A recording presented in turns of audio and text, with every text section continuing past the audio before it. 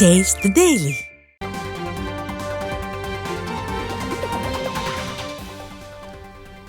அண்மை செய்தி. திமுக ஆட்சியில் தமிழ்நாடு கொலை நாடாக மாறி வரும் நிலையில் கிருஷ்ணகிரி மாவட்டம் ஹோசூர் மாருதி நகரில் இளைஞர் கொடூரமான முறையில் வெட்டி படுகொலை செய்யப்பட்டிருப்பது அப்பகுதி மக்களிடையே பெரும் அச்சத்தையும் பரபரப்பையும் ஏற்படுத்தியுள்ளது. இக்கொலை சம்பவம் குறித்து விரிவான தகவல்களை தருகிறார் செய்தியாளர் ஆனந்த் பாபு. வணக்கம் ஆனந்த் பாபு, விவரங்களை சொல்லுங்க.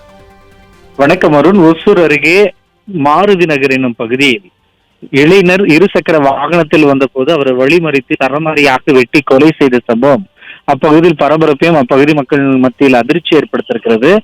கிருஷ்ணகிரி மாவட்டம் ஒசூர் அடுத்த அட்கோ காவல் நிலைய எல்லைக்குட்பட்ட பகுதி மாருதி நகர்.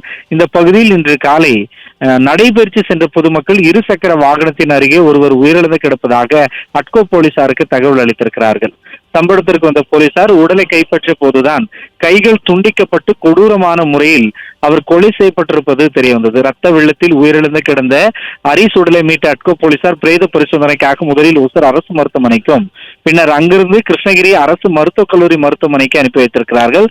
பின்னர் விசாரணை மேற்கொண்டதில் ஒசூர் அடுத்த மாரசந்திரம் என்னும் கிராமத்தை சேர்ந்தவர் ஹரிஸ் 34 வயதான இவைதான் கொலை செய்திருப்பது தெரிய வந்திருக்கிறது. இன்று காலை நடைபயிற்சி சென்றவர்கள், அதாவது காலை பொழுதே அவர்கள் இனிமையாக துவங்கிட வேண்டும் என நடைபயிற்சி செல்கிற போது சடலத்தை பார்த்திருக்கிறார்கள். கொலை செய்யப்பட்ட சடலத்தை இந்த திமுக ஆட்சியில் காலை வேளைகளிலே கொள்ளை சம்பவங்களை பார்ப்பதும் அதை கேள்விப்படுவதுமே இந்த ஆட்சியின் அவலங்களாக இருந்து வரும் நிலையில் அந்த சடலத்தை பார்த்தவர்கள் அதிர்ச்சி அடைந்திருக்கிறார்கள். இந்த கொலைக்கான காரணம் குறித்து கிருஷ்ணகிரி மாவட்ட கூடுதல் எஸ்பி சங்கர் அவர்கள் தலைமையிலான போலீசார் விசாரணை மேற்கொண்டு வருகிறார்கள். முன் விரோதத்தால் இந்த கொலை நடந்ததா அல்லது வேறு ஏதேனும் காரணமா என்கிற கோணத்தில் விசாரணை மேற்கொண்டு வருகிறார்கள். அருண்,